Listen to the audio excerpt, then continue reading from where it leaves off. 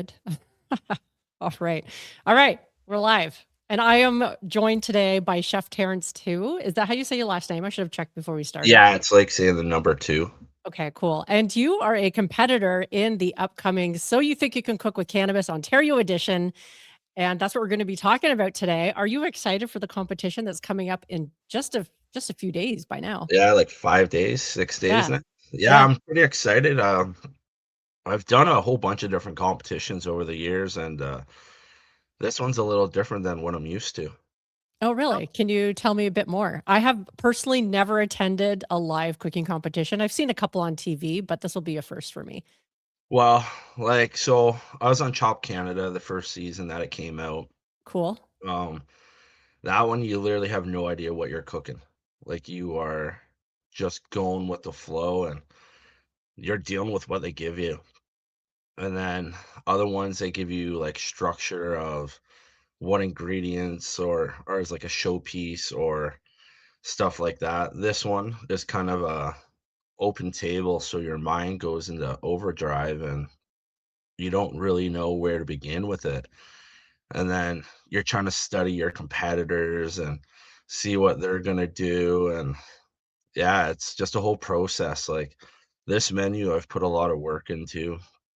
So when you Um, say open table, just so I'm clear, and for those who will be watching this, does that mean you've just basically have full reign to present whatever you want? Free for all. It's bring your Right. best foot forward and you're always trying to challenge yourself. So it's been neat. Like I've had to I'm at a busy restaurant right now. So we've just launched 2 different menus, getting ready to launch our 3rd menu while playing around with this and just trying to make sure you're doing your dosages properly, how to do your infusions properly, how to step out of the box a little bit. But the one thing I learned with competition is a lot of people attempt to do things they're not comfortable with. Right. So I was trying to stay within the realm of products and techniques that I know because Right. a competition is not a place to experiment. I've learned the hard way so many times. Right. And there's a balance between being fun and playful, but you got to be very smart and strategic when you do these things. I mean, that totally makes sense. A competition is probably the worst time to experiment with a new technique or ingredient or something like that. So how have you been preparing? Like, I guess you said you've put a lot of work into building a menu, and perhaps you can't say a whole lot because you don't want the other competitors to hear what you're doing. Although I would imagine by now they would have a pretty good idea of what they're going to be preparing. I'm pretty sure every chef knows what they're doing. I Yeah. think we all kind of have our eyes on a couple of competitors in particular. Um, we're all watching each other. Let's not pretend we're not. It's Right. competition. Yeah. It's the same thing every time. Every competition has the same type of people. There's always one that's gonna push the boundaries. There's one that's gonna experiment. Everyone's gonna go through different emotions. Right. And if anyone says they're not nervous, they're lying. Okay. Like Okay. I'll you watch for the signs of that, although I'm sure you will all hide it very well. Yeah, well, that's part of the game. Like being a chef is controlling your emotions, being able to show that you're not making mistakes. Like they happen. Right. So all you could do is practice to prevent them. When I was on one of the Canadian Olympic teams, how we got trained was put ourselves in uncomfortable situations until we felt comfortable. Right. But organization is what's going to get you ahead of the game, I think, in this one. And I'm just having fun. Like And it's a 4-course meal that you're preparing, right? Is that what I 3. I understand? A 3-course. So, Okay. it's optional, so we only have to do 2 out of the 3, but I believe a few of us are doing 3. Right. So, a mocktail, entree, and a dessert. My primary Okay. focus is the entree and the dessert, Right.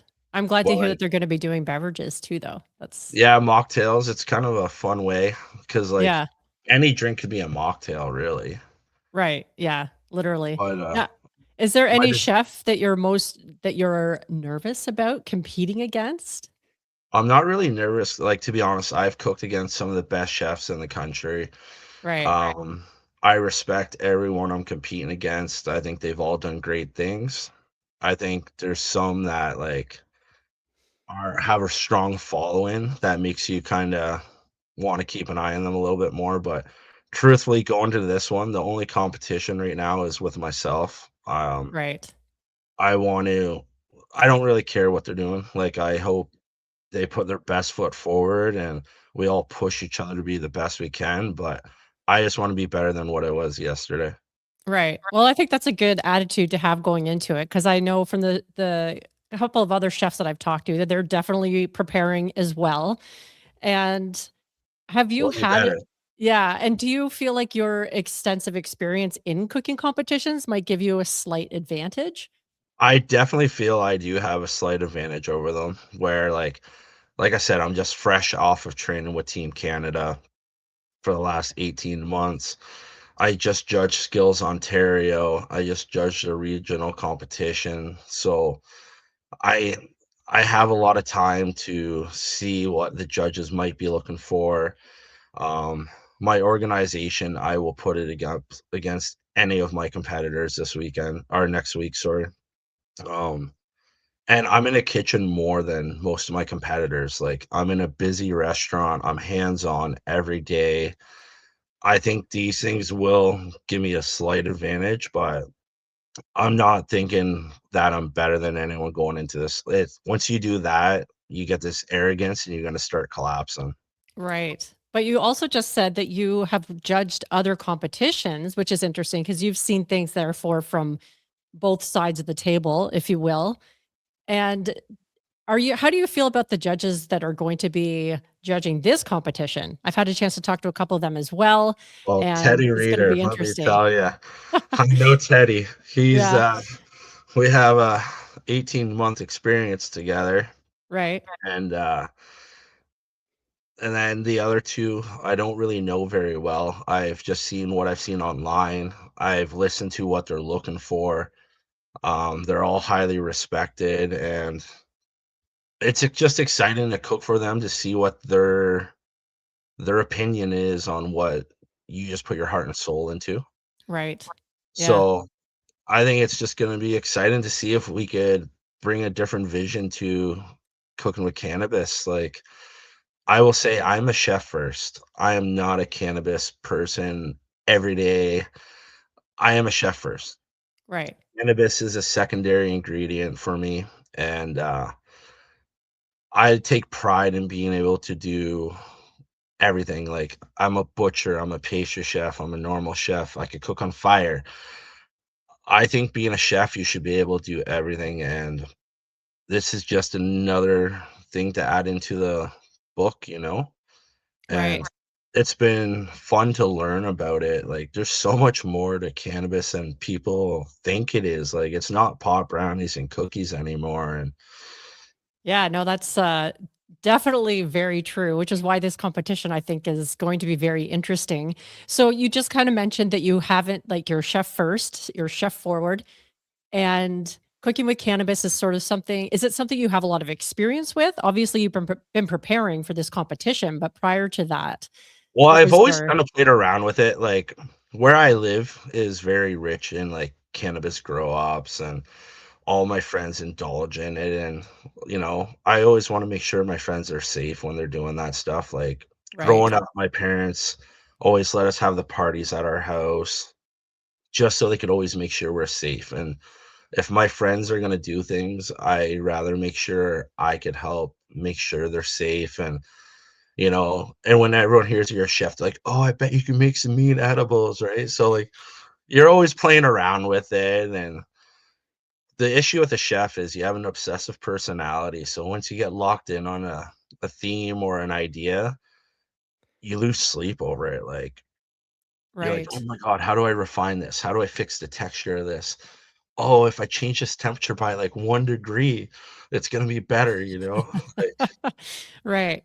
So when it comes to making like, have you made a lot of edibles before? It sounds like your friends are very lucky to have you in their corner because you wanna make sure they have a good time. Do you have a yeah, so, go-to like, edible that you like to make? we've experimented a lot with, like, gummies. There was one year, like, I think I probably made 100 different batches of gummies trying to get that perfect texture of them. And I actually just found the recipes the other day, so I was pretty fired up about that. Right. And then infuse it into food. It's just maintaining temperature, and I've been lucky enough to be exposed to ingredients that will allow me to do different types of infusions where I know a lot of chefs are just finishing with like their oils and stuff like that. And I respect that, but that's not what I want to be. Like, I'm known for pushing boundaries, stepping out of the line, kind of being the black sheep, making my life more difficult. And I really want to bring that to this side of cooking because that's what people want to see. Our Right. restaurant that I'm at right now, a lot of our success is we're pushing the limits. We're using familiar ingredients, but we're manipulating it in a way that the average chef isn't doing right now. Okay. I mean, that sounds really interesting what you said too about like using cannabis as a finishing ingredient in a sense, because in some ways, if you're at home dosing, that's sort of a safe way to do it. And it allows you to sort of tailor the dose to each plate. But you're saying you like to push it a little bit further and infuse the actual food. Yeah. Just sort of like a philosophical difference, if you will. Yeah, absolutely. And like I know people like, oh my God, like how's he gonna do the proper math? But like there's ways for us to do it. And I think sometimes we just gotta think and push yourself until it becomes the normal. And like they're saying, keep your dishes simple. My simple could be very different than your simple. Like Right. the dishes I'm putting up are very familiar to what I put up in my restaurant every day. So you could ask any of my employees, my boss, we push boundaries. So like our simple is most people's elevated. Right. Okay. I mean, that's gonna bring an interesting element to the competition for sure. I am I think curious so. I'm curious what you about your experiments with gummies, because I feel like as home cooks, gummies is one of those edibles that people always want to replicate, and it can be really difficult. So is there any, like, particular secret that you found that worked really well? Because getting that texture just right So, is like, hard. yeah, Yeah, I just use sous vide, that way you're not dealing with a messy pot and stuff like that. If you put it in a bag, it's easier to get all your stuff in there, you can mix it up. It's just playing with like, the temperature, how much, like, corn syrup or how much gelatin, how much sugar you're gonna put into it. But, like, I remember my first round of gummies, like, I was so discouraged because it's, like, it's so messy, you're trying to fill your molds properly, that's then the they're not worst coming out of part. the mold, and Yeah, it's, like, I think home cooks just can't get discouraged. Cooking is about playing and bringing people together and, you know, like, this competition, it's not about Chef Terrance. I'm trying to really represent my community. Like, I love Elgin County, where I'm from. I have so much support, and this is just to help bring some attention to a place that I truly believe deserves some more attention than what they're getting. right. I love that actually, because it always feels like sometimes the attention is on, like, the big cities and stuff when there's Yeah. pretty fabulous stuff happening in smaller communities, and so being able to come to a competition like this and represent your community, they must be really excited about this Yeah, I'm getting a competition. lot. I get a lot of hype around here. It's pretty cool to see how much people stand behind you and support you, believe in you. It definitely makes you feel like you're on the right path and doing the right things. Like Right. I have some of the best sponsors anyone could ask for. Like Rog World. The second we found out we were working together, we called each other up and I was just like, what are your expectations you're looking for me as your chef to represent you? And then he asked me, is like, what are your expectations as a chef representing my brand are you looking for? So we kind of went through Oh, my that's menu, great. and I feel where people fall flat sometimes is when you have a sponsor, say they're giving you one product and it's not necessarily what you want, all you gotta do is ask questions. Your end of the day, it's about finding that common ground to work together to do the best representation of each other because we all wanna succeed, right? But I feel like sometimes you feel threatened that, like, you're stuck with this product, but you're like, it doesn't really fit my theme, or it's not what I'm really comfortable with, but it's like, "Hey, how about I take that product, I'm gonna do A, B, and C with it. but in return, can you help me find the rest of the things I'm looking for that represent you so I can put my best foot forward and hit all the margins I'm looking for? Right. I mean, asking questions I think is always a good idea. That's if you're a curious person, asking questions is how you find stuff out. So that's a really great Absolutely, approach. and I think it's a privilege for, like, a chef to represent a brand or a chef like, a brand to have a chef represent them, so you have to work together to set the tone, and Rog World has been remarkable, and then I have a few private chefs that have helped me get the tools I need or do my test runs and help me source things that I needed, and it's just building that relationship, and I really hope I turn this into a lifelong relationship with Rog World. Yeah, that would be awesome. And I also happened to see earlier this morning on Instagram that you just got yourself a new tea check, which is also Yeah, really exciting. So yeah, like, how I do just you got yeah, how do you normally approach doing the dosing math? Like if you haven't had a tea check before, which I have one of those, it's fantastic, it's really helpful. But well, so before, like, you're just playing with, like, those pre-made, like, 3,000 milligram vials, you're doing the math, you're trying to dilute it down and all that, or you're playing with, like, the tinctures and stuff. The right. T-check is definitely a game changer, like, I worked with, Chef Adam, we're both from St. Thomas at the time before he just moved away, Mhm. and, we just did a little refresher course together to make sure everything's in check, to make sure everything's safe. He showed me this T-check thing, and I'm like, "I'm getting one of these things sooner or later," and, Yeah. sure enough, one showed up yesterday, and, yeah, I can't thank the people around me enough for helping me make this all possible. Yeah, that's amazing because those tea checks are great and they're not inexpensive. So to have one of those show up at your door is pretty amazing. And I have no doubt that you'll get plenty of use out of it too. Yeah, I think it's gonna be good, like, so I have multiple companies already, and, since this competition stuff has started, we're getting ready to launch a new brand. I'm probably gonna launch it tomorrow, actually, when I'm with Kelly on her podcast. Oh, cool. So you can't Yeah. really say anything about it right now. No, but like, I think a lot of people know what's coming, and, Right. Yeah. it's it's been interesting to see the different reactions you get when you go from, like, that fine dining, different type of world to cooking with cannabis. Like, I find some people almost look down on you, and, Oh, interesting. but, like, to me, I don't really pay attention to others. Like, Hmm.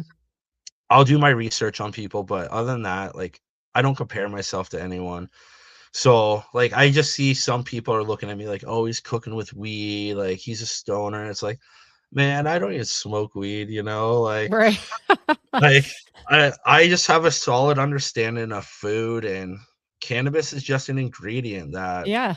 Yeah. I'm able to give people different experiences that may not be able to smoke it or don't enjoy it where I could hide it, and when you really break down the cannabis plant, there's so much more to it than you can imagine, and it Yeah. almost hurts your head trying to understand it. It's incredible, and there's so much we're actually still learning, of course, because of prohibition. For so long, we couldn't study this plant openly. But Yeah. it's interesting to hear that even in Canada, you're experiencing that kind of stigma around the idea of like, people in the fine dining Well, community. chefs are very particular, okay? Let's be Right. real. We're Yeah. all pretty we could be pretty prissy, we could be very cliquey. Right. We all have our groups, and, some of us I don't know, it's just it doesn't even phase me anymore. Like, Right. I just put my head down. Once you stop looking for attention, attention seems to come. Like, our restaurant in Port, we've achieved so many goals in our first 6 months being open that we had no idea it was gonna happen. And That now we and just set it in second round of goals, and we did it just being humble. We wanna see right. our community grow. We don't care if people think we're better than another place. We're just trying to give you the best experience that we can. Right. And that's amazing too because that you're hitting your goals because my understanding of the restaurant business is that it's really tough. Like it's not easy to run a restaurant. There's a ton of moving parts and the margins are thin and it can be fickle sometimes the public can be fickle. So the fact that Well, you're we're a waiting, small fishing village in Port Stanley, so we're about to go into tourism season. We're probably right? gonna feed, hopefully 3 to 400 people a day. Right. Our kitchen is very small. I think my office is bigger than what my kitchen is. So we just shut down yesterday so we could get all our refrigeration set up, updated, do a maintenance day to go through, but, like, my fish is coming in fresh almost every day. Like, the dock is right across the road from my restaurant, so I see the Oh, that's fish coming amazing. in today that I'll have tomorrow. Right. It's, Yeah. I don't know, it's just fun, like, I genuinely love everything about it. I love the chaos. I love seeing people get their phones out, taking pictures of their food, or Yeah. as simple as going to a table, "Hey, how are you?" And they love the chefs coming to the table, you know? Yeah. Yeah, absolutely. Now, something you mentioned earlier a couple times, and I would be remiss if I didn't ask you about it, which is you mentioned that you were working with Team Canada. Can you Okay, tell me so more yeah. about that? So, Canada has 3 Olympic teams. So there's, like, your senior team, a junior team, and the community catering team, which is a newer team. I was on the community catering team where, you do a 3-course meal and a 5-hour stretch, and you have to do some snacks. I think it's 3 chefs and a pastry chef, and you're, like, in this glass box. Unfortunately, never made it to go to World Cup or ICA, but, like, World Cup's this year, and then the Olympics are in 2028. Mhm. And, there's a good, like, who knows, like, I might end up back on the team. You never know what's gonna happen, but, like, life got busy, a lot of opportunities came up. I had to focus on family and the restaurant, and Right. But you were cooking for athletes? Is that sort of what no, you're no, doing? so it's its own thing. So, it's Oh, like a really? culinary Olympics where it's all the best chefs in the world come together, and they have different categories, and, so it's in Luxembourg for the World Cup this year, and then it's over in Stuttgart, Germany or something like that in Right. 2028. So, yeah, it's its own I thing. If you I look didn't up even know that ICA, was a thing. I'm gonna have yeah, definitely gonna have to look that if up. you Google, like, ICA, IKA, Culinary Olympics Germany, and look at the Okay. videos, it'll give you a good idea, and that's kinda how I met Chef Ted Reeder, and you learn a lot of discipline, and you get pushed harder than you ever thought you would, and I don't know, it's always been a dream to represent my country, and all my chefs I had training me were on the teams over the years, so I felt if I didn't at least try, I kinda let them down. Right. Yeah. That's really well, you just educated me about that. I didn't know Canada had a Team Canada or there We was have like 3, a the Chef junior and senior Olympics. teams are always strong. Yeah. There's, Team Bocuse, Keith Pearce.